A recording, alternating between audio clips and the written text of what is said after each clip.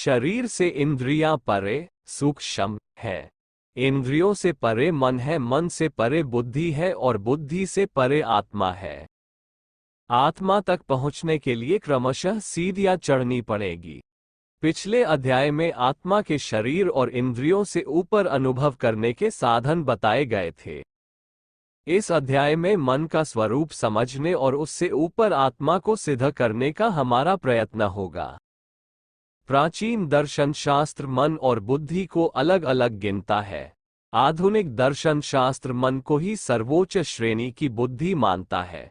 इस बहस में आपको कोई खास दिलचस्पी लेने की जरूरत नहीं है। दोनों का मतभेद इतना बारीक है कि मोटी निगाह से वह कुछ भी प्रतीत नहीं होता। दोनों ही मन तथा बुद्धि को मानते हैं। दोनों स्थूल मन से बुद्धि को सूक्ष्म मानते हैं। हम पाठकों की सुविधा के लिए बुद्धि को मन की ही उन्नत कोटि में गिन लेंगे और आगे का अभ्यास कराएंगे। अब तक आपने ये पहचाना है कि हमारे भौतिक आवरण क्या है।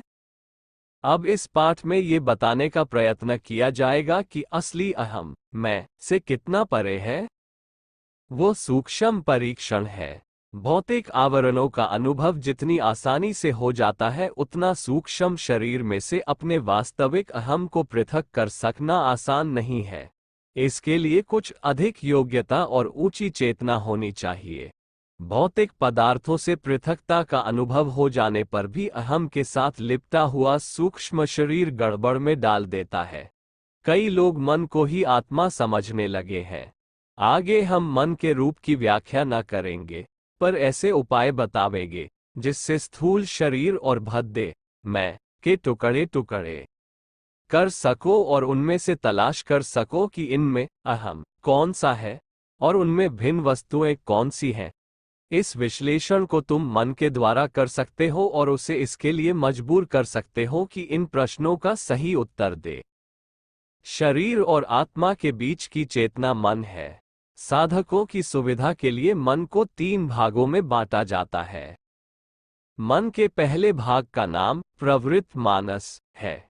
ये पशु, पक्षी आदि अविकसित जीवों और मनुष्यों में समान रूप से पाया जाता है। गुप्त मन और सुप्त मानस भी उसे कहते हैं। शरीर के स्वाभाविक जीवन बनाए रखना इसी के हाथ में है। हमारी जानकारी के बिना भी शरीर का व्यापार अपने आप चलता रहता है। भोजन की पाचन क्रिया, रक्त का घूमना, क्रमशः रस, रक्त, मांस, मेदा, अस्थि, वीर्य का बनना, मल त्याग, श्वास प्रश्वास, पलकें खुलना बंद होना आदि कार्य अपने आप होते रहते हैं। आदतें पड़ जाने का कार्य इसी मन के द्वारा होता है। यह मन देर में किसी बात को ग्रहण करता है, पर जिसे ग्रहण कर लेता है उसे आसानी से छोड़ता नहीं। हमारे पूर्वजों के अनुभव और हमारे वे अनुभव जो पाश्विक जीवन से उठकर इस अवस्था में आने तक प्राप्त हुए हैं, इसी में जमा है। मनुष्य एक अल्प बुद्धि साधारण प्राणी था। उस समय की ईर्ष्या, द्वेष, युद्ध प्रवृत्ति, स्वार्थ, चिंता आदि साधारण वृत्तियां इसी के एक कोने में पड़ी रहती है। पिछले अनेक जन्मों के नीच स्वभाव, जिन्हें प्रबल प्रयत्नों द्वारा काटा नहीं गया है, इसी विभाग में इकट्ठे रहते हैं। यह एक अद्भुत अजायब घर है जिसमें सभी तरह की चीजें जमा है। कुछ अच्छी और बहुमूल्य है तो कुछ सड़ी गली, भद्दी तथा भयानक भी है। जंगली मनुष्यों, पशुओं तथा दुष्टों में जो लाभ, हिंसा, क्रूरता, आवेश, अधीरता आदि वृत्तियां होती है, वह भी सूक्ष्म रूपों से इसमें जमा है। ये बात दूसरी है कि कहीं उच्च मन द्वारा पूरी तरह से वे वश में रखी जाती हैं तो कहीं कम राजस और तामसी लालसाएं इसी मन से संबंध रखती है। इंद्रियों के भोग, घमंड, क्रोध, भूख, प्यास, मैथुनेच्छा, निद्रा आदि प्रवृत्त मानस के रूप है। प्रवृत्त मन से ऊपर दूसरा मन है जिसे प्रबुद्ध मानस कहना चाहिए। इस पुस्तक को पढ़ते समय आप उसी मन का उपयोग कर रहे हो। इसका काम सोचना, विचारना, विवेचना करना, तुलना करना, कल्पना, तर्क तथा निर्णय आदि करना है। हाजिर जवाबी, बुद्धिमत्ता, चतुरता, अनुभव, स्थिति का परीक्षण, ये सब प्रबुद्ध मन द्वारा होते हैं। याद रखो, जैसे प्रवृत्त मानस अहम नहीं है, उसी प्रकार प्रबुद्ध मानस भी वह नहीं है। कुछ देर विचार करके आप इसे आसानी के साथ अहम से अलग कर सकते हो। इस छोटी सी पुस्तक में बुद्धि के गुण धर्मों का विवेचन नहीं हो सकता। जिन्हें इस विषय का अधिक ज्ञान प्राप्त करना हो, वे मनोविज्ञान के उत्तमोत्तम ग्रंथों का मनन करें। इस समय इतना काफी है कि आप अनुभव कर लो कि प्रबुद्ध मन भी एक आच्छादन है, न कि अहम। तीसरे सर्वोच्च मन का नाम अध्यात्म मानस है। इसका विकास अधिकांश लोगों में नहीं हुआ होता। मेरा विचार है कि आप में ये कुछ विकसने लगा है, क्योंकि इस पुस्तक को मन लगाकर पढ़ रहे हो और इसमें वर्णित विषय की ओर आकर्षित हो रहे हो। मन के इस विभाग को हम लोग उच्चतम विभाग मानते हैं और आध्यात्मिकता, आत्मप्रेरणा, ईश्वरीय संदेश, प्रतिभा आदि के नाम से जानते हैं। उच्च भावनाएं मन के इसी भाग में उत्पन्न होकर चेतना में गति करती है। प्रेम, सहानुभूति, दया, करुणा, न्याय, निष्ठा, उदारता, धर्म प्रवृत्ति, सत्य, पवित्रता, आत्मीयता आदि सब भावनाएं इसी मन से आती है। ईश्वरीय भक्ति इसी मन में उदय होती है। गूढ़ तत्वों का रहस्य इसी के द्वारा जाना जाता है। इस पाठ में जिस विशुद्ध अहम की अनुभूति के शिक्षण का हम प्रयत्न कर रहे हैं, वह इसी आध्यात्म मानस के चेतना क्षेत्र से प्राप्त हो सकेगी। परंतु भूलिए मत, मन का ये सर्वोच्च भाग भी केवल उपकरण ही है, अहम ये भी नहीं है। आपको ये भ्रम नहीं करना चाहिए कि हम किसी मन की निंदा और किसी की स्तुति करते हैं तथा भार या बाधक सिद्ध करते हैं। बात ऐसी नहीं है। सब सोचते तो ये है कि मन की सहायता से ही आप अपनी वास्तविक सत्ता और आत्मज्ञान के निकट पहुँचे हो और आगे भी बहुत दूर तक उसकी सहायता से अपना मानसिक विकास कर सकोगे। इसलिए मन का प्रत्येक विभाग अपने स्थान पर बहुत अच्छा है, बशर्ते कि उसका ठीक उपयोग किया जाए। साधारण लोग अब तक मन के नीच भागों को ही उपयोग में लाते हैं। उनके मानस लोक में अभी ऐसे असंख्य गुप्त प्रकट स्थान है, जिनकी स्वप्न में भी कल्पना नहीं की जा सकी है।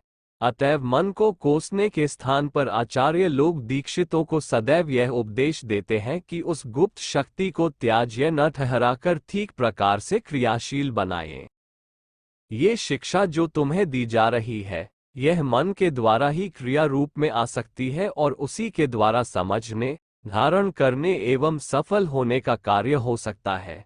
इसलिए हम सीधे आपके मन से बात कर रहे हैं, उसी से निवेदन कर रहे हैं कि महोदय, अपनी उच्च कक्षा से आने वाले ज्ञान को ग्रहण कीजिए और उसके लिए अपना द्वार खोल दीजिए। हम आपकी बुद्धि से प्रार्थना करते हैं, भगवती, अपना ध्यान उस महातत्व की ओर लगाए और सत्य के अनुभवों, अपने आध्यात्मिक मन द्वारा आने वाली देवी चेतनाओं में कम बाधा दीजिए। अभ्यास सुख और शांतिपूर्वक स्थित होकर आदर के साथ उस ज्ञान को प्राप्त करने के लिए बैठो, जो उच्च मन की उच्च कक्षा द्वारा आपको प्राप्त होने को है। पिछले पाठ में आपने समझा था कि मैं शरीर से परे कोई मानसिक चीज है, जिसमें विचार, भावना और वृत्तियां भरी हुई हैं। अब इससे आगे बढ़ना होगा और अनुभव करना होगा कि यह विचारणीय वस्तुएं आत्मा से भिन्न है। विचार करो कि द्वेष, क्रोध, ममता, ईर्ष्या, घृणा, उन्नति आदि की असंख्य भावनाएं मस्तिष्क में आती रहती हैं। उनमें से हर एक को आप अलग कर सकते हो, जांच कर सकते हो, विचार कर सकते हो, खंडित कर सकते हो, उनके उदय, वेग और अंत को भी जान सकते हो। कुछ दिन के अभ्यास से अपने विचारों की परीक्षा करने का ऐसा अभ्यास प्राप्त कर लोगे, मानो अपने किसी दूसरे मित्र की भावनाओं के उदय, वेग और अंत का परीक्षण कर रहे हो। ये सब भावनाएं आपके चिंतन केंद्र में मिलेंगी। आप उनके स्वरूप का अनुभव कर सकते हो और उन्हें टटोल तथा हिला डुलाकर देख सकते हो। अनुभव करो कि ये भावनाएं आप नहीं हो। ये केवल ऐसी वस्तुएं हैं जिन्हें आप मन के थैले में लादे फिरते हो। अब उन्हें त्याग कर आत्मस्वरूप की कल्पना करो। ऐसी भावना सरलतापूर्वक कर सकोगे। उन मानसिक वस्तुओं को पृथक करके आप उन पर विचार कर रहे हो, इसी से सिद्ध होता है कि वस्तुएं आपसे पृथक है। पृथकत्व की भावना अभ्यास द्वारा थोड़े समय बाद लगातार बढ़ती जाएगी और शीघ्र ही एक महान आकार में प्रकट होगी। यह मत सोचिए कि हम इस शिक्षा द्वारा ये बता रहे हैं कि भावनाएं कैसे त्याग करें। यदि आप इसी शिक्षा की सहायता से दुर्वृत्तियों को त्याग सकने की क्षमता प्राप्त कर सको तो बहुत प्रसन्नता की बात है। पर हमारा यह मंतव्य नहीं है। हम इस समय तो यही सलाह देना चाहते हैं कि अपनी बुरी भली सब दुर्वृत्तियों को जहां की तहां रहने दो और ऐसा अनुभव करो, अहम इन सबसे परे एवं स्वतंत्र है। जब आप अहम के महान स्वरूप का अनुभव कर लो तब लौट आओ और उन वृत्तियों को जो अब तक आपको अपनी चाकर बनाए हुए थी, मालिक की भांति उचित उपयोग में लाओ। अपनी वृत्तियों को अहम से परे के अनुभव में पटकते समय डरो मत। अभ्यास समाप्त करने के बाद फिर वापस लौट आओगे और उनमें से अच्छी वृत्तियों को इच्छानुसार काम में ला सकोगे। अमुक वृत्ति ने मुझे बहुत अधिक बांध लिया है, उससे कैसे छूट सकता हूं? इस प्रकार की चिंता मत करो। ये चीजें बाहर की हैं। इनके बंधन में बंधने से पहले अहम था और बाद में भी बना रहेगा।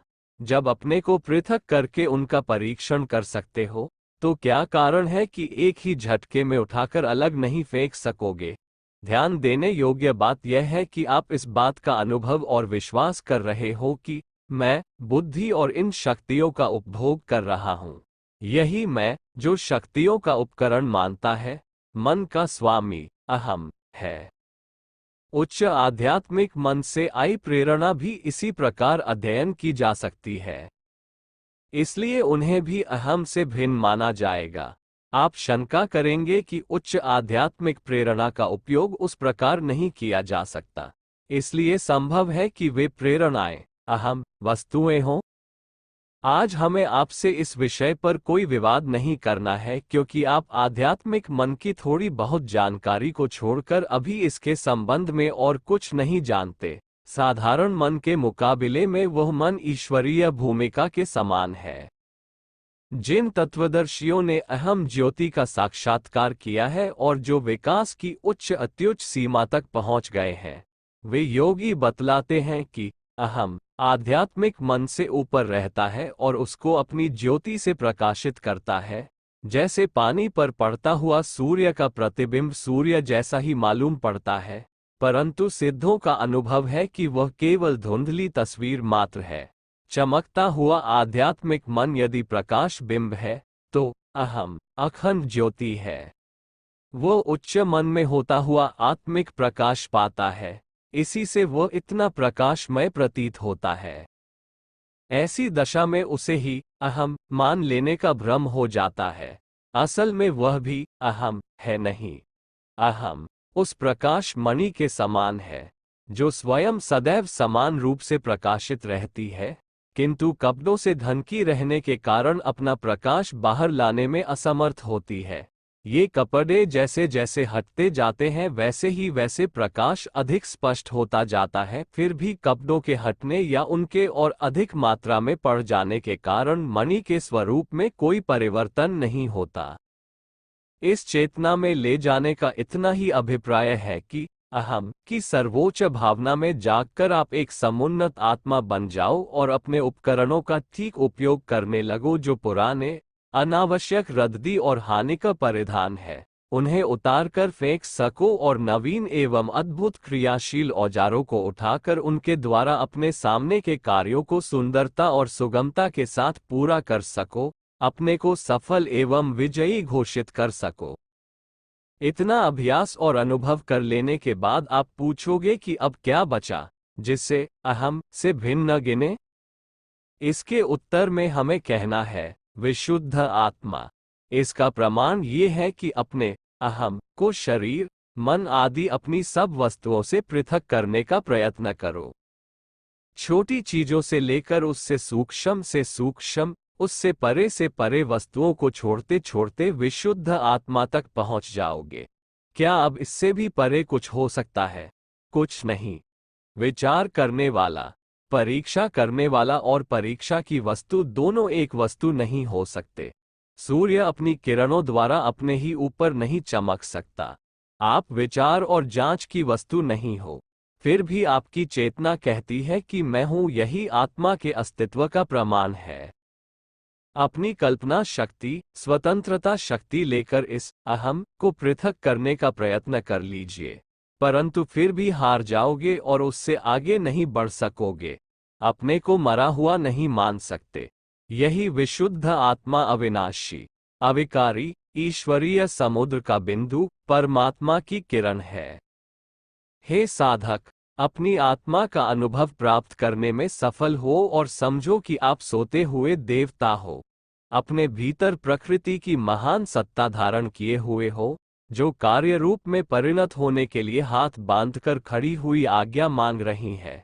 इस स्थान तक पहुंचने में बहुत कुछ समय लगेगा, पहली मंजिल तक पहुंचने में भी कुछ देर लगेगी, परंतु आध्यात्मिक विकास की चेतना में प्रवेश करते ही आंखें खुल जाएंगी। आगे का प्रत्येक कदम साफ होता जाएगा और प्रकाश प्रकट होता जाएगा। इस पुस्तक के अगले अध्याय में हम ये बतावेंगे कि आपकी विशुद्ध आत्मा भी स्वतंत्र नहीं, वरन परमात्मा का ही एक अंश है और उसी में किस प्रकार ओतप्रोत हो रही है। परंतु उस ज्ञान को ग्रहण करने से पूर्व आपको अपने भीतर अहम की चेतना लगा लेनी पड़ेगी। हमारी इस शिक्षा को शब्द शब्द और केवल शब्द समझकर उपेक्षित मत करो। इस निर्मल व्याख्या को तुच्छ समझकर तिरस्कृत मत करो। यह एक बहुत सच्ची बात बताई जा रही है। आपकी आत्मा इन पंक्तियों को पढ़ते समय आध्यात्मिक ज्ञान की प्राप्ति के मार्ग पर अग्रसर होने की अभिलाषा कर रही है। उसका नेतृत्व ग्रहण करो और आगे को कदम उठाओ।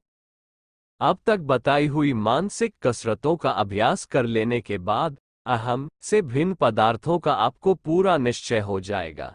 इस सत्य को ग्रहण कर लेने के बाद अपने को मन एवं वृत्तियों का स्वामी अनुभव करोगे और तब उन सब चीजों को पूरे बल और प्रभाव के साथ काम में लाने की सामर्थ्य प्राप्त कर लोगे। इस महान तत्व की व्याख्या में हमारे ये विचार और शब्दावलीहीन, शिथिल और सस्ते प्रतीत होते होंगे। यह विषय अनिर्वचनीय है। वाणी की गति वहां तक नहीं है। गुड़ का मिठास जबानी जमा खर्च द्वारा नहीं समझाया जा सकता। हमारा प्रयत्न केवल इतना ही है कि आप ध्यान और दिलचस्पी की तरफ झुक पड़ो और इन कुछ मानसिक कसरतों को करने के अभ्यास में लग जाओ। ऐसा करने से मन वास्तविकता का प्रमाण पाता जाएगा और आत्मस्वरूप में दृढ़ता होती जाएगी। जब तक स्वयं अनुभव न हो जाए तब तक ज्ञान ज्ञान नहीं है। एक बार जब आपको उस सत्य के दर्शन हो जाएंगे तो वह फिर दृष्टि से ओझल नहीं हो सकेगा और कोई वाद विवाद उस पर अविश्वास नहीं करा सकेगा। अब आपको अपने को दास नहीं, स्वामी मानना पड़ेगा। आप शासक हो और मन आज्ञापालक। मन द्वारा जो अत्याचार अब तक आपके ऊपर हो रहे थे, उन सबको फड़फड़ाकर फेंक दो और अपने को उनसे मुक्त हुआ समझो। आपको आज राज्य सिंहासन सौंपा जा रहा है। अपने को राजा अनुभव करो। दृढ़तापूर्वक आज्ञा दो कि स्वभाव, विचार, संकल्प, बुद्धि, कामनाएं रूपी समस्त कर्मचारी शासन को स्वीकार करें और नए संधिपत्र पर दस्तखत करें कि हम वफादार नौकर की तरह अपने राजा की आज्ञा मानेंगे और राज्य प्रबंध को सर्वोच्च एवं सुंदरतम बनाने में रत्ती भर भी प्रमाद न करेंगे। लोग समझते हैं कि मन ने हमें ऐसी स्थिति में डाल दिया है कि हमारी वृत्तियां हमें बुरी तरह कांटों में घसीटे फिरती हैं और तरह तरह से त्रास देकर दुखी बनाती है। साधक इन दुखों से छुटकारा पा जाएंगे क्योंकि वह उन सब उद्गमों से परिचित है और यहाँ काबू पाने की योग्यता संपादन कर चुके हैं। किसी बड़े मिल में सैकड़ों घोड़ों की ताकत से चलने वाला इंजन और उसके द्वारा संचालित होने वाली सैकड़ों मशीनें तथा उनके असंख्य कलपुर्जे किसी अनाड़ी को डरा देंगे। वह उस घर में घुसते ही हड़बड़ा जाएगा। किसी पुर्जे में धोती फंस गई तो उसे छुटाने में असमर्थ होगा और अज्ञान के कारण बड़ा त्रास पावेगा, किंतु वह इंजीनियर जो मशीनों के पुर्जे पुर्जे से परिचित है और इंजन चलाने के सारे सिद्धांत को भली भांति समझा हुआ है, उस कारखाने में घुसते हुए तनिक भी न घबरावेगा और गर्व के साथ उन दैत्याकार यंत्रों पर शासन करता रहेगा, जैसा एक महावत हाथी पर और सपेरा भयंकर विषधरों पर करता है। उसे इतने बड़े यंत्रालय का उत्तरदायित्व लेते हुए भय नहीं, अभिमान होगा। वह हर्ष और प्रसन्नता पूर्वक शाम को मिल मालिक को हिसाब देगा। बढ़िया माल की इतनी बड़ी राशि उसने थोड़े समय में ही तैयार कर दी है। उसकी फूली हुई छाती पर से सफलता का गर्व मानो टपक पड़ रहा है। जिसने अपने अहम और वृत्तियों का ठीक ठीक स्वरूप और संबंध जान लिया है, वह ऐसा ही कुशल इंजीनियर यंत्र संचालक है। अधिक दिनों का अभ्यास और भी अद्भुत शक्ति देता है। जागृत मन ही नहीं, उस समय प्रवृत्त मन, गुप्त मानस भी शिक्षित हो गया होता है और वह जो आज्ञा प्राप्त करता है, उसे पूरा करने के लिए चुपचाप तब भी काम किया करता है, जब हम दूसरे कामों में लगे होते हैं या सोए होते हैं। गुप्त मन जब उन कार्यों को पूरा करके सामने रखता है, तब नया साधक चौंकता है कि यह अदृष्ट सहायता है, अलौकिक करामात है, परंतु योगी उन्हें समझाता है कि यह आपकी अपनी अपरिचित योग्यता है, इससे असंख्य गुनी प्रतिभा तो अभी आप में सोई पड़ी है। संतोष और धैर्य धारण करो। कार्य कठिन है, पर इसके द्वारा जो पुरस्कार मिलता है, उसका लाभ बड़ा भारी है।